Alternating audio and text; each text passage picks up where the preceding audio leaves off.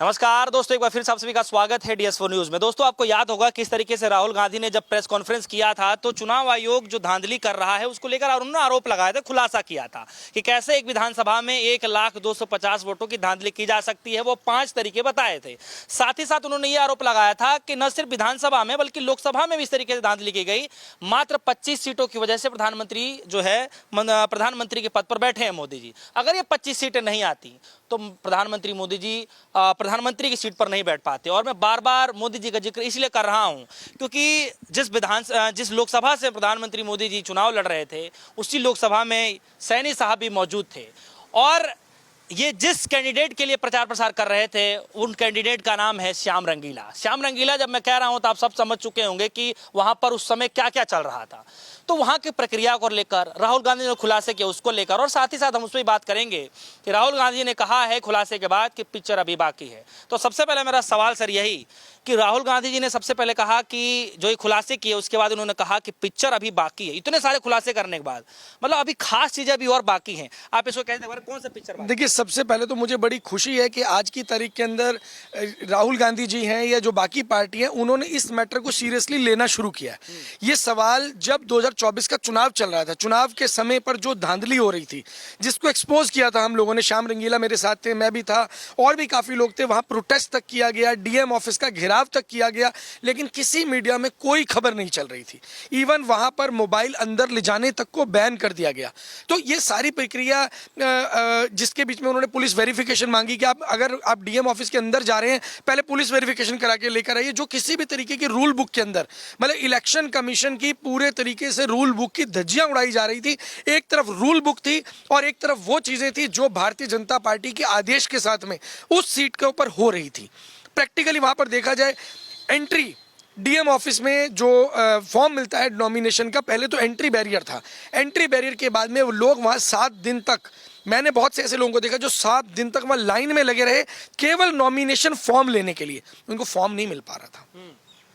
Form अगर आपको मिल जाता है, मैं पूरी प्रक्रिया बताऊंगा तो मुझे लगेगा बहुत लंबी वीडियो हो जाएगी, लेकिन अगर फिर भी व्यूअर्स को लगेगा कि कुछ डिटेल में चाहिए तो मैं डेफिनेटली डिटेल में भी देने को तैयार हूं। इसके ऊपर कई मेरे इंटरव्यू भी हुए हैं, पहले वायर में भी इंटरव्यू, कई चैनल्स पे इंटरव्यू रहे।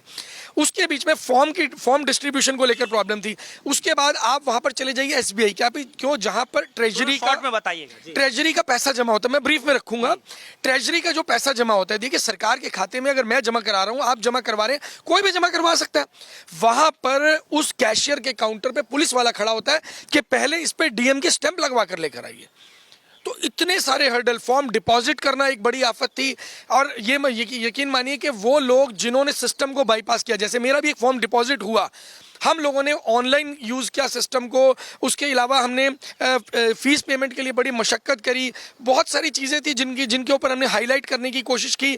लास्ट में लोगों को ब्लैकमेल किया गया, जिन लोगों का नॉमिनेशन फॉर्म जमा हो गए उनको ये बोला गया, उनके जो इंट्रोड्यूसर थे उन लोगों को रात को उठा लिया गया कि भारतीय जनता पार्टी के लोगों के द्वारा उनको दबाव डाला गया कि आप विड्रॉ करिए, कि आपने ये साइन नहीं किए हैं। कैंडिडेट के ऊपर हमारे सामने दबाव डाला गया कि आप अपना फॉर्म वापस लीजिए, नहीं तो उस केस के अंदर आपके ऊपर 420 की FIR दर्ज होगी। और उस व्यक्ति के ऊपर FIR दर्ज हुई है बाद में। तो ये पूरी प्रक्रिया मतलब ये, और ये खाली मैंने वाराणसी का एग्जाम्पल दिया है, और इसी प्रक्रिया के अंदर अगर आप गुजरात के गांधीनगर की बात ध्यान दें तो वहां पर भी एक व्यक्ति थे, मुझे एग्जैक्ट नाम उनका नहीं ध्यान में आ रहा है। तो पूरा का पूरा तंत्र भारतीय जनता पार्टी ने, चाहे एडमिनिस्ट्रेशन हो, पुलिस डिपार्टमेंट हो, इलेक्शन कमीशन हो, पूरी तरीके से कब्जे में ले लिया है। और इसको तोड़ना मतलब एक बड़ा, कहते हैं कि एक ऐसा आपने चक्रव्यूह रच दिया है कि जिसको तोड़ना बड़ा डिफिकल्ट हो गया। लेकिन लोग तो ये कह रहे थे कि श्याम रंगीला तो बेवजह ही इतनी मेहनत कर रहे हैं, मोदी जी के सामने कहाँ टिक पाते? नहीं, देखिए मैं आपको दावे के साथ कह सकता हूँ, नरेंद्र मोदी वाराणसी की सीट हार चुके थे। ये निश्चित हो चुका था, वाराणसी चुनाव नरेंद्र मोदी जी पूरी तरह हारे हुए थे। और ये चीज़, क्योंकि वहाँ की स्थिति में जनता के बीच में रहा हूँ, मैंने जनता के बीच में काम किया है। वाराणसी के बीच में जो लोग बता रहे थे या रोड नए बने या इंफ्रास्ट्रक्चर नया हुआ, मशीनरी आई गुजरात से, काम हो रहा है, ठेकेदार आ रहा है गुजरात से, इंजीनियर आ रहा है गुजरात से, पैसा जा रहा है गुजरात में, वहाँ के वाराणसी के जो आम लोग थे उन लोगों को डिमोलिशन झेलना पड़ा। उन लोगों के बच्चों ने कोई ठेकेदारी का काम नहीं मिला, उन लोगों को मजदूरी करी उन लोगों ने। मतलब उनका जो शोषण, वाराणसी के आम लोगों का जो शोषण भारतीय जनता पार्टी ने किया, वो लोग इतने बुरी तरीके से त्रस्त थे कि यकीन मानिए नरेंद्र मोदी जी पूरी तरह हारे हुए थे। और आपको एक चीज़ बताता हूँ बड़ी मजे की, क्योंकि अब ये चीज़ें उठने लगी हैं तो चीज़ें बताने में मुझे भी लग रहा है कि बतानी चाहिए, इससे पहले भी मैंने बताई है। नरेंद्र मोदी जी का जो रोड शो निकाला गया उसकी असलियत बताता हूँ। वहाँ पर लोग, जो पेडेस्ट्रियन लोग रोड क्रॉस करते हैं, 1 घंटे तक उस रोड को इस तरीके से ब्लॉक कर दिया गया कि कोई व्यक्ति चौक को क्रॉस करके उस तरफ जा भी ना पाए। जो वहाँ मतलब पीएम की काफिला है और जो नहीं नहीं, प्रोटोकॉल होता है। देखिए आप उसको प्रोटोकॉल को, काफिले को दिखा सकते हैं, प्रधानमंत्री जी ने 5 मिनट 10 मिनट के लिए आप बंद कर सकते हैं। पैदल चलने वाले वो लोग जो नौकरी करने जा रहे हैं, काम करने जा रहे हैं, व्यापार करने जा रहे हैं, फिर आप उस भीड़ को, जो लोग वहाँ खड़े हैं, आप उस भीड़ को अपने समर्थक बता रहे हैं। सबसे बड़ी जो समस्या है ना, कि अगर आप उन लोगों को अपना समर्थक बता करके प्रचार कर रहे हैं, तो ये स्थिति जो है वो बड़ी भयानक होती जा रही है। आप किस तरीके से पुलिस प्रशासन को भी गाइड करते हैं कि यहाँ से जो है लोगों को इस तरीके से रोकना है कि 1 किलोमीटर तक राउंड लेके आना पड़ेगा, तो उससे बेहतर है बंदा सोचेगा कि मैं यहाँ वेट कर लूँ। इस तरीके से चीज़ों को मैनिपुलेट किया जा रहा एक था। तरफ राहुल गांधी जी ने ये कहा कि न सिर्फ विधानसभा में बल्कि लोकसभा में अगर 20-25 सीटें कम आती तो आज प्रधानमंत्री पद पर मोदी जी नहीं बैठे होते। खैर उस पर तो हम चर्चा करेंगे ही, लेकिन जिस तरीके से राहुल गांधी ने कहा है, जो इतने बड़े खुलासे किए हैं, 300 सांसद हिरासत में लिए जाते हैं, इतना सब कुछ चलता है, राहुल गांधी इतना ही चुप नहीं होते हुए कह रहे हैं कि इसके बाद भी पिक्चर अभी बाकी है। तो पिक्चर क्या लगता है कि किस तरीके का बाकी है और पिक्चर में क्या क्या खुलासे हो सकते हैं, जनता के बीच और क्या क्या देना चाहते हैं, क्या कुछ आप लोगों को पता चल पा रहा है? देखिए मैं आपको बता देता हूँ, खुलासे में सबसे बड़ी तो चुनावी प्रक्रिया, ये पूरी प्रक्रिया पे सवाल है। जहां पर इंडिपेंडेंट इलेक्शन का मतलब होता है कि कोई भी व्यक्ति फ्रीली आके नॉमिनेशन फिल कर सकता है और उस नॉमिनेशन के बाद में फ्रीली वो इलेक्शन कंटेस्ट कर सकता है, लोग फ्रीली जाकर के वोट कर सकते हैं। ये एक अलग सेपरेट प्रक्रिया है और इसीलिए जो इलेक्शन कमीशन है वो पूरी की पूरी एक अलग संस्था है। लेकिन आज की तारीख के अंदर जैसे ईडी, सीबीआई या हर चीज को अफेक्ट किया जा रहा है, इलेक्शन कमीशन में तो आज केवल और केवल भारतीय जनता पार्टी के दलालों का कब्जा हो चुका है। एक सेकंड सर, सवाल मेरा ये है कि इलेक्शन कमीशन तो आज ही नहीं बन गया, ये संस्था सर रहा है, बिल्कुल, तो पहले से ही प्रक्रिया चलता आ रहा है। राहुल गांधी जी जो कह रहे हैं, आप लोग इतना एक तरीके से मानते चले जा रहे हैं, सच्चाइयां बता चले जा रहे हैं। कुछ चुनाव आयोग भी कह रहा है, उस पर भी कुछ गंभीर रखिए। जो बीजेपी कह रही है उसको भी थोड़ा समझने की कोशिश कीजिए। कहीं तरीके का हिस्स तो नहीं निकाल रहे राहुल गांधी? देखिए बीजेपी आज वही कह रही है। सुप्रीम कोर्ट ने चीफ इलेक्शन कमीशन की एक प्रक्रिया डिसाइड की थी, अगर आपको ध्यान हो, मीडिया में बहुत न्यूज़ चली थी। उस प्रक्रिया की धज्जियां किस तरीके से रातों रात जो है ऑर्डिनेंस लाया जाता है और उस प्रक्रिया को चेंज कर दिया जाता है, ये क्यों किया गया? अगर आप इंडिपेंडेंट इलेक्शन कर रहे थे, आपको धांधली नहीं करनी थी, आपको अपने कामों के ऊपर इतना भरोसा था कि आपको अपने वो कहते कल की अवतार होने पर इतना भरोसा था, आपको लग रहा था कि चुनाव तो हम जीत जाएंगे, जनता के बीच में वाहवाही हो रही है, बहुत काम हो रहे हैं, रोजगार हो रहा है, सब कुछ हो रहा है, जब सब कुछ अच्छा था तो आपको ऐसी क्या जरूरत पड़ी कि आपने चीफ इलेक्शन कमीशन की जो अपॉइंटमेंट है वो अपने हाथ में कब्जे में की? क्यों? सत्ता पे जिस तरीके से कब्जा किया जाता है, उस सिस्टम पे कब्जा, उस रास्ते पे कब्जा आपको करना था। तो ये जो अब राहुल गांधी जी सवाल उठा रहे हैं, प्रक्रिया क्यों इफेक्ट हो रही है, ये लॉन्ग टाइम प्रोसेस है। आज की तारीख के अंदर 12 साल सरकार को हो गए, 12 साल का मतलब ये मान के चलिए लगभग पूरे सिस्टम के ऊपर कब्जा कर लिया गया है। और लेकिन आज भी मीडिया में इस बात की कुछ खास असर नहीं पड़ रहा है। मीडिया तो कुत्तों को दिखाएगा, मीडिया कुत्तों को दिखाएगा, तो वो उनको कुत्ते ही पसंद है। 300 सांसद हिरासत में हमारे आ गए, वो उसकी खबर नहीं चलाएंगे। उनको ये दिखाना है कि कुत्ते पकड़ लिए, कुत्ते मार दिए, कुत्तों के गले में पट्टा डाल दिया, सुप्रीम कोर्ट ने कुत्तों का आदेश दे दिया, और कोई जाकर के कहीं मूर्ति स्थापित कर देगा, कोई जाकर के मस्जिद के ऊपर तिरंगा लगा रहा है, कोई जाकर के कुछ काम कर रहा है। आज की तारीख में मुद्दे को डाइवर्ट कर रहे हैं ये लोग, बहुत स्मार्ट हैं। अच्छा, एक सवाल है मेरा इस वक्त पे, जो आम आदमी पार्टी, जो टीएमसी बार बार जो है इंडिया अलायंस के साथ अपने आप को किनारा ही करते नजर आती थी, हालांकि कुछ समय तक आम आदमी पार्टी रही, लेकिन अब फिर से एकजुट हो गई है।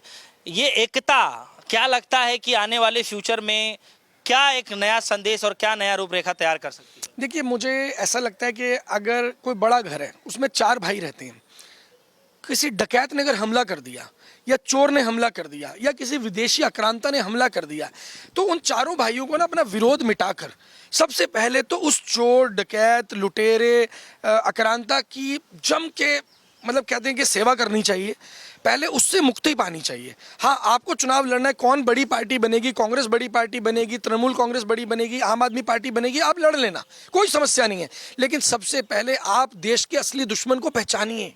जो गुजरात से, मैं आपको बताता हूँ ईस्ट इंडिया कंपनी कहाँ से आई थी, गुजरात से एंट्री हुई थी। उस वक्त भी इन्हीं लोगों के जो पूर्वज थे उन्होंने देश के ऊपर कब्जा करवाया था, और ये एक कड़वी सच्चाई है। इसे भारतीय जनता पार्टी वाले जब सुनते हैं ना तो कम से कम 10-10 फुट ऊंचे छलांग लगाते हैं, उनको इतनी समस्या हो जाती है। लेकिन जो सच्चाई है वो तो सच्चाई रहेगी, मैं भी बोलूंगा, आने वाली पीढ़ी भी बोलेगी, वो तो इतिहास में दर्ज है ना। यही कारण है, आज इन सबको एकता में के साथ आगे बढ़ना होगा। एक बार पहले आप इनसे पीछा छुड़ाइए, मैं आपको सही बोल रहा हूँ, इतना ज्यादा अत्याचार इन लोगों ने इंडिविजुअल स्तर के ऊपर जनता के ऊपर किया हुआ है। इतनी ज्यादा हत्याएं, इतने ज्यादा अपहरण, इतने ज्यादा केसेस हैं जिनको ये लोग खुद ही क्लीन चिट ले चुके हैं। तो आज की समस्या, सबसे बड़ी समस्या है, सभी पार्टियों को एकजुट होकर इस मुद्दे पर एक होना होगा। इस मुद्दे पर एक होकर के पहले इसकी सफाई करिए, उसके बाद में आप देखिए एक फेयर इलेक्शन हो, आम आदमी पार्टी लड़े, कांग्रेस लड़े, सब लड़े। जो बीजेपी बात कह रही है उस पर आप लोग थोड़ा सा भी गौर नहीं फरमा रहे। बीजेपी के नेता, बीजेपी बार बार ये कह रही है कि राहुल गांधी जी खींच निकाल रहे हैं, एक बार नहीं कई बार हार चुके हैं, तब तो कुछ नहीं, और अब अचानक से एकाएक कह रहे हैं कि चुनाव आयोग पे ठीकरा फोड़ रहे हैं। देखिए राहुल गांधी जी आज की तारीख के अंदर सच्चाई को स्वीकार करके उठाना शुरू कर रहे हैं। हम तो ऑलरेडी इस बात को पहले से बता रहे हैं ना, जब मैंने आपको बताया कि जब चुनाव प्रक्रिया थी पिछले साल 2024 की, तब से हम सवाल लगातार उठा रहे हैं, हर मीडिया पे इस सवाल को उठा रहे हैं, लेकिन इस सवाल को दबा दिया जाता था और जनता को भी ऐसा लग रहा था कि शायद ये मुद्दा है ही नहीं। जब हमने 20 बार बोला, नहीं सुना गया, आज की तारीख के अंदर आप उसी मुद्दे को लेकर आ रहे हैं ना। कारण ये कि आपने उन चीजों को समझा। आज की तारीख में राहुल गांधी उस मुद्दे को समझ चुके हैं, और मैं गारंटी दे सकता हूं बीजेपी के बहुत सारे नेता जेल जाने वाले हैं। आने वाले समय के अंदर बहुत जल्दी केंद्र की जो सरकार है वो गिरने वाली है, इस पे कोई दो राय नहीं है। बहुत बहुत शुक्रिया। हमारे साथ जो सैनी साहब जुड़े, जिनसे हम खास बातचीत कर रहे थे, और यही वो शख्स हैं जो श्याम रंगीला के साथ कदम से कदम मिलाकर के चल रहे थे। तो जो प्रक्रिया वहाँ पर चल रही थी, जो उनकी समस्याओं का जो समस्याएं जो हो रही थी, वो सब कुछ इन्होंने अपनी आंखों से देखा था। तो हमने सोचा कि एक तरफ राहुल गांधी जी ये खुलासा कर रहे हैं कि 25 सीटें नहीं आती तो मोदी जी प्रधानमंत्री की सीट पर नहीं बैठ पाते, तो हमने सोचा क्यों ना ये चर्चा थोड़ा बनारस में जो कुछ समय गुजार करके आए हैं, चुनाव की प्रक्रिया को समझ करके आए हैं, उन्हीं से बात विचार कर लिया जाए। बहरहाल आप सभी के मन में क्या कुछ चल रहा है, अगर आपके मन में कुछ सवाल है तो वीडियो कमेंट सेक्शन में जरूर बताइएगा। फिलहाल के लिए दीजिए इजाजत, देखते रहिए DS न्यूज़। धन्यवाद।